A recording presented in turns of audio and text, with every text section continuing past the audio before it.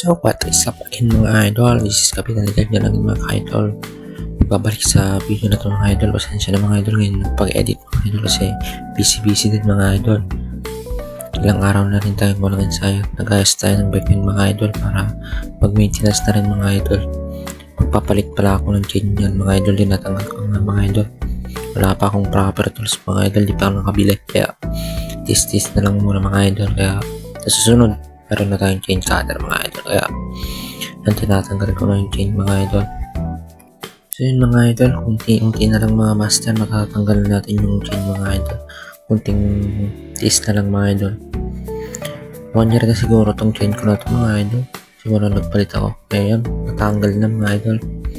Yan na, tanggal na mga idol. Susunod magpa-white wash na tayo mga idol. So yun mga master, magpa-white wash muna tayo.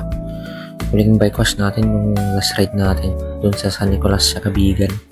Kaya linis muna, babawi tayo. Papalit din tayo ng bearing. Update ko na lang kayo mga idol pag dumating na yung piyesa mga idol.